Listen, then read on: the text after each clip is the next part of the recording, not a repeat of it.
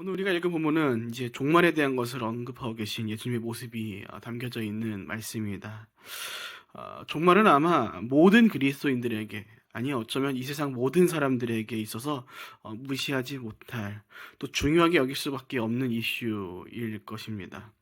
특히 오늘 시대 가운데 거하고 있는 수많은 종교들은 서로가 다르지만 모두가 다른 종말론만큼은 가지고 있기에 이 종교와 관련해서 종말이라는 것은 결코 빼놓을 수 없는 중요한 이슈라는 것이죠.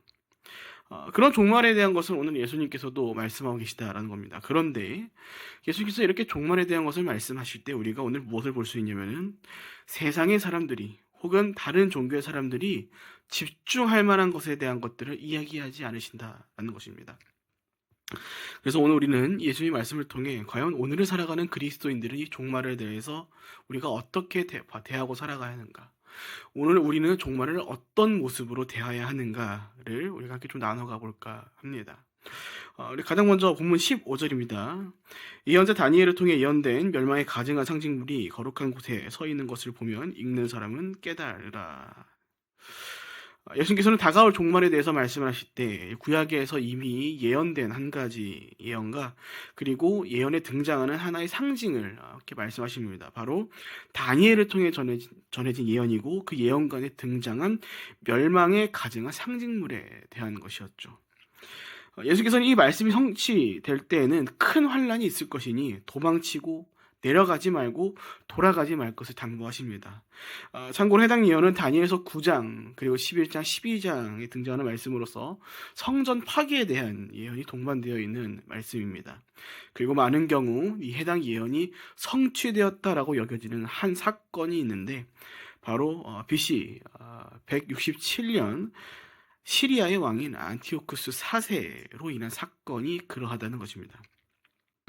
역사를 보면 당시 안티오쿠스 4세는 이집트 정복 원정을 나갔다가 당시 로마의 개입으로 인해서 엄청난 수치를 당하고 다시 시리아로 돌아오게 됩니다. 그런데 돌아오는 길에 그가 예루살렘에 들려서 유대와 성전의 모든 것을 쑥대밭으로 만들고 수많은 사람들을 죽이게 되었다라고 하죠. 이때 다니엘의 영과 같이 성전에서 행해지던 모든 예식과 예배가 중단되었고 동시에 그 당시의 12월에는 성전 가운데 헬라의 제우스 신상을 그곳 가운데 세우고 율법으로 하여금 금지되었던 부정하다고 여겨졌던 짐승들이 그곳에서 제물로 바쳐지게 되는 일들이 당시에 일어났다라는 것입니다. 하지만 그럼에도 불구하고 해당 예언은 단순히 단회적으로 여겨지는 예언은 아니었다라는 것입니다. 실제로 비슷하게 더해진 사례들이 1세기 로마인들과 유대인들로 인해 더해졌다라는 기록들이 있으며 그와 함께 해당 말씀이 이제 역사를 넘어서 영적인 해석, 곧 이 가증한 것들이 우상 그 자체가 아니라 우리가 함께 이어서 나눌 내일 본문에도 함께 나오겠지만 본문까지 등장하는 적그리스도에 대한 것으로 보는 경우도 있기 때문입니다. 그러면 우린 이제 여기서 한 가지 짚고 넘어가야 할 것이 있다는 것을 발견합니다. 바로 과연 그렇다면 예수님께서는 이 말씀을 통해 우리에게 진정 전하고자 하시는 것은 무엇이었는가라는 것이죠. 정말 많은 경우 종말에 대해서 특히 예루살렘이 파괴되는 말씀과 이렇게 또 오늘날 더해지고 있는 다양한 사건들을 통해 수많은 사람들이 어떤 것에 집중하는 것을 보곤 하냐면 이 종말이 말씀 가운데 더해진 이 종말이 언제 이루어질 것인가에 대해 우리는 여전히 많이 집중하고 있다라는 것입니다. 또 오늘날 또 어떤 사건들이 있습니까? 실제로 예수님께서 계셨던 그 중동에서 이루어지는 수많은 다양한 사건들을 통해서도 사람들이 그런 것들을 보고 마라나타를 외치고 주님 오실 날이 곧 임박했구나라는 것들을 강조해 간다라는 것이죠. 물론 우리가 오해하지 말아야 할 것은 그것이 100% 틀렸다라고 얘기를 하고자 하는 것은 아닙니다. 하지만 우리가 잊지 말아야 할 것이 한 가지 있다는 것이죠. 바로 우리가 종말을 대할 때의 우리의 모습은 가장 우선되어야 할 것은 그날이 언제 어떻게 이루어지는 것이 아니다라는 것입니다. 여러분, 하나님께서 다니엘을 통해서 예언하시고 또 그 예언들이 들어맞는 일들이 역사 가운데 있었음을 보여주신 이유가 무엇이냐면요, 그날이 언제 어떻게 도래할 것이다라는 것을 말씀해 주기 위한 것이 아니라 그날은 분명히 올 것이다라는 것을 보여주시기 위해 그날들을 우리 가운데 허락하셨다라는 것입니다. 그러니까 종말과 관련돼서 중요한 것은 무엇이라는 것입니까? 언제 어디서 어떻게 그 종말이 시작된다라는 것이 아니라 그날은 분명히 올 것이니 말씀 가운데 기록된 모든 것들이 1.1획 한 획도 틀리지 않고 다 이루어져 가는 것을 너희가 보고 있는 것이니 그날에 언제 어떻게 올지를 관심을 갖고 있는 것이 아니라 그날이 오기까지 말씀이 그렇게나 강조하고 있는 너희의 믿음을 잘 지켜가는 싸움을 더해갈 것이 우선이다라는 것을 오늘 우리 가운데 말씀해주고 계시다라는 것입니다. 그래서 우리가 잘 알고 있는 종말에 대한 대표적인 말씀, 요한계시록을 자세히 살펴봐도 이런 것들이라는 것을 우리가 알 수 있는 것입니다. 여러분, 만일 하나님께서 종말이 언제 어디서부터 어떻게 시작되는 것이 우리까지 중요한 것이다라고 여기도록 만드셨다라면은 아마 요한계시록은 가장 앞부분부터 그 시작부터 끝까지 그 종말에 대한 세세한 정보가 기록되도록 하셨을 것입니다. 그러나 요한계시록의 그 시작은 어떤 것으로 시작됩니까? 이 일곱 교회를 향한 편지를 더해가시죠. 그 편지의 내용들이 무엇입니까? 야, 내가 언제 어떻게 올 거다 이런 거 아니죠. 칭찬과 꾸짖음입니다. 그것을 통해서 무엇하라는 겁니까? 너희가 돌아와야 한다. 회개해야 한다. 너희가 믿음을 다시 되찾아야 한다는 얘기를 하고 계시다는 것입니다. 그 종말에 대한 것들을 가득 찼다라고 말씀하는 그 말씀 가운데 심지어 그보다 앞서 하나님께서는 이런 말씀을 저자를 통해 더해 가십니다. 요한계시록 1장 3절입니다. 이 예언의 말씀들을 읽고 듣고 지키는 사람들은 복이 있다. 이는 때가 가까이 왔기 때문이라. 하나님께서 말씀을 통해 요한계시록이 이 종말에 대한 것들을 나타내기 전 그 말씀을 읽는 모든 성도들 가운데 무엇을 강조하고 계신 것입니까? 그냥 종말이 다가올 것을 두고 보고 있는 것이 아니라 그날이 언제 어떻게 올지를 전전긍긍하면서 바라보고 있을 것이 아니라 그날이 언제 올지 유축하고 축축할 것이 아니라 그날은 분명히 올 것이니 부디 이 예언의 말씀을 듣고 읽고 지키는 삶이 너희가 되어야 한다는 것을 강조하기 위함입니다. 심지어 요한계시록은 어떤 상황에서 기록되었습니까? 그 로마의 핍박으로 인해서 수많은 그리스도인들이 죽음을 당할 때이지 않습니까? 그런 그들 가운데 가장 중요한 이슈가 무엇이었을 겁니까? 하나입니다. 주님 언제 오실까? 주님 언제 오시는 거였습니다. 그렇기 때문에 그날을 살아가는 그리스도인들 가운데 가장 중요한 위로가 되는 말씀이 무엇입니까? 그날이 분명히 올 것이다라는 확증이었습니다.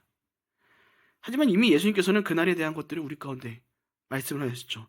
마태복음 24장, 마가복음 13장을 보면 이렇게 나와 있는 것을 볼 수 있습니다. 아마 우리가 다 아는 말씀인데 우리가 항상 잘 잊고 사는 말씀인 것 같습니다.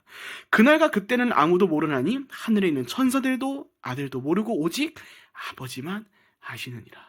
여러분, 이 말씀 한 구절만 알아도요 대부분의 이단들은 우리가 잘 속아낼 수 있습니다. 그러니까 이게 무슨 말입니까? 종말의 때 너희가 알 수 없다. 알 필요도 없다는 겁니다.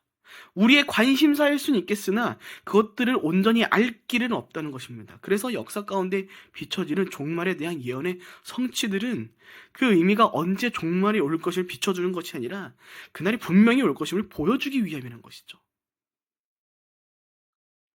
그래서 오늘 예수님께서는 그 다니엘의 예언에 대한 것들을 말씀하실 때 그 종말이 다가올 때 그것이 언제 어떻게 다가올 것이다 라는 것들을 말씀해 주는 것이 아니라 그 다가올 확정된 종말 앞에서 오늘 그리스도인들이 말씀을 읽고 듣고 따르는 너희가 어떻게 살아야 한다라는 것들을 말씀해 주고 계시다라는 겁니다. 그래서 오늘 말씀을 보면은 예수님께서는 종말에 대하여서 시간적인 정보를 더해 주는 것이 아니라 오늘 어떠한 사건이 더해질 것이고 그 사건을 우리가 어떻게 대하고 살아갈 것인지에 대해서 말씀해 주고 계시다라는 것이죠. 본문 23절을 보면 무슨 말씀이 나오니까 가짜 그리스도가 여기 있다 저기 있다고 말하고 다닐 것이다. 언제요? 그날이 다가오면 다가올수록. 예수님의 말씀에 의하면 종말의 때에 두 부류의 사람들이 나타날 것이라고 말씀하십니다. 본문 24절 가짜 그리스도들과 가짜 예언자들이죠. 이 말씀 듣자마자 아마 생각나는 사람들이 막 있을 것입니다. 그렇지 않습니까? 우리가 잘 알고 있는 이단들도 그러고요.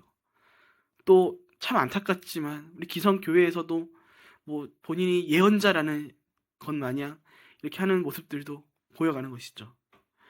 신기하지 않습니까? 여러분, 단수가 아닙니다. 복수입니다. 수많은 사람들이 자신들이 그리스도라고, 내가 예언자라고 떠드는 사람들이 정말 많이 나타날 것이라는 것이죠. 오늘날도 수많은 사람들이 있지 않습니까? 근데 더 신기한 것은 무엇이냐면은 본문 24절 후반부, 그런 그들도 놀라운 표적과 기사를 모이면서 등장한다라는 것입니다. 사랑하는 여러분, 오늘 우리가 이 말씀을 통해서 분명하게 깨닫는 것이 있습니다. 바로 보여지는 놀라운 능력이 그 사람으로 하여금 올바른 그리스도인이라는 것을 결정하는 요소가 될 수 없다라는 것입니다. 오늘날 수많은 성도님들이 여전히 보여지는 능력에 현혹되어 갑니다. 보여지는 현란함, 특별한 능력들, 이런 것에 현혹되어 가죠. 실제로 제가 또 전해 들은 이야기이긴 합니다만, 또 어떤 것들이 우리나라에서 많이 성행하고 참 안타까운 일이면은, 한 교회에서 치유 성회를 한다고 막 사람들 초대합니다. 네. 물론 오해하지 마셨으면 하는 거는, 저는 그 치유의 은사를 부정하고 싶지 않습니다. 분명하게 있을 겁니다. 하나님께서 허락하심에 따라서 그 능력들을 선보여야 하는 분들이 오늘날 있을 것입니다. 귀신 들림을 치료해가는 사람도 있을 것이고요. 저는 부정하지 않습니다. 분명히 있습니다. 그걸 봐왔고 그렇게 살아가는 분들을 봤습니다. 하지만 안타까운 것은 이것들을 빙자하여 자신의 권위를 높이도록 하기 위한, 오늘 가짜 예언자들과 같은 사람들이 여전히 존재한다는 것이죠. 그래서 전에 들은 얘기가 무엇인가 하니, 이 치유성에서 막 어떤 얘기를 하고 있는가. 야, 기도 받으니까 키가 2cm 컸더라. 저도 갈 걸 그랬습니다. 제가 2cm만 딱 크면 딱 170이 되는데, 그렇게 염원을 두고 있었던 키가 딱 2cm만 되는데, 그렇게 기도해도 안 되는 것이 거기서 기도받으면 된대요. 근데 한 청년이 거기에 대해 의문을 가지고 저를 찾아오더라고요. 목사님, 제가 이걸 어떻게 봐야 할까요? 얘기했습니다. 오래 고민해봤을 것 같은데 아마 너는 이미 답을 알고 있을 것이다. 이미 답을 알고 있지만 그 답을 조금 더 확실하게 알기 위해서 조금 설명을 더 해주겠다. 다양한 것을 하죠. 그런 얘기를 했어요. 야, 하나님 나라를 세워가는데 키 2cm가 무슨 상관이냐. 평생을 두고 기도한 2cm를 하나님 안 주셨다. 그리고 성경에서는 결코 단언컨대 우리 가운데 치료를 받는 것만이 하나님의 은혜라고 얘기하고 있지 않다라는 것을 얘기했던 것이죠. 그래서 여러분, 오늘날 우리에게 더해져야 하는 것이 무엇이냐면 바로 분별력이라는 겁니다. 그리고 그 분별력 가운데 어떠한 기준이 더해져야 하는 것이면은, 지금 내 앞에 보여지고 펼쳐지는 이 놀라운 능력들이 지금 내 삶을 위한 것인지 아니면 하나님 나라를 위한 것인지에 대한 기준이 분명히 더해져 있어야 한다는 것이죠. 우리가 대부분의 경우 현혹되는 것이 무엇입니까? 보여지는 그 능력들이, 그 능력들로 인해 내 삶의 필요가 채워질 때 우리는 쉽게 현혹됩니다.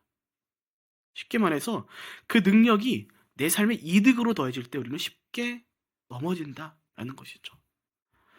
그러니까 그래서 어떤 얘기를 듣는 겁니까? 때론 내 미래에 대해서, 때론 내 병을 낫게 해주는 것에 대해서, 때론 내 삶의 부함에 대해서. 그런데 앞서 말씀드린 것처럼 여러분, 성경은, 말씀은 결국 우리 가운데 이런 것들 이득되는 것만이 우리를 위한 것이라고 말하고 있지 않다는 겁니다. 오히려 성경은 무엇을 함께 같이 더 많이 얘기합니까? 우리에게 고난을 말하고 때론 궁핍함을 이야기한다는 것이죠.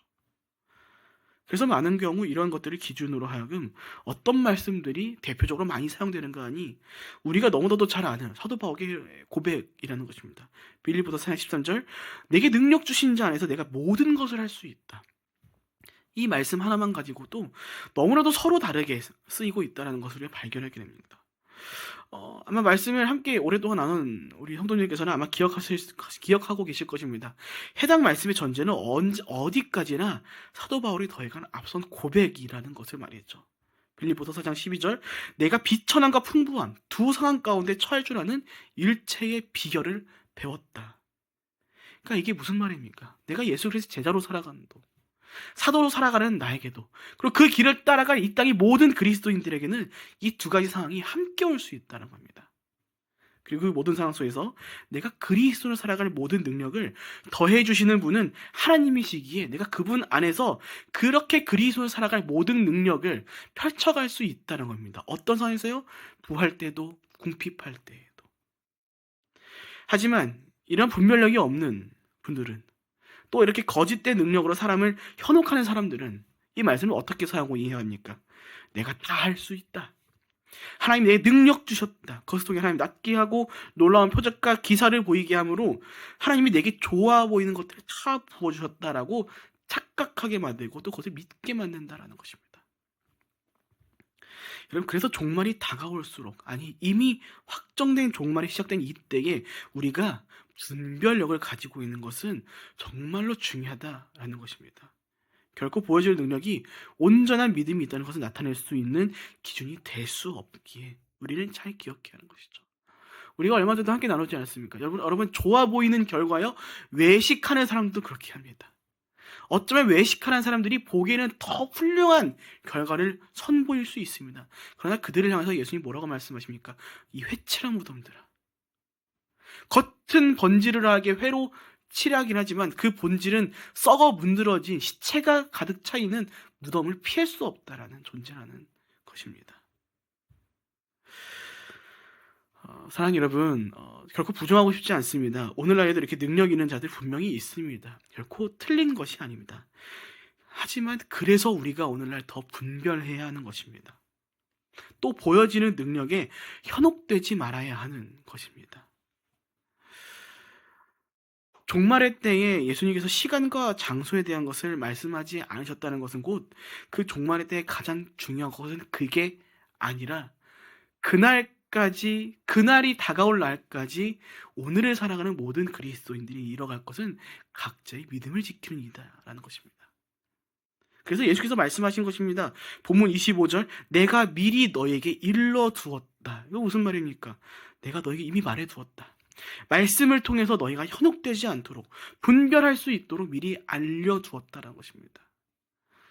그래서 여러분, 누군가가 정말 올바른 믿음을, 정말 거룩하고 의로운 믿음을 가지고 있는 사람이라는 것을 우리가 알기 위해서는 무엇을 봐야 합니까?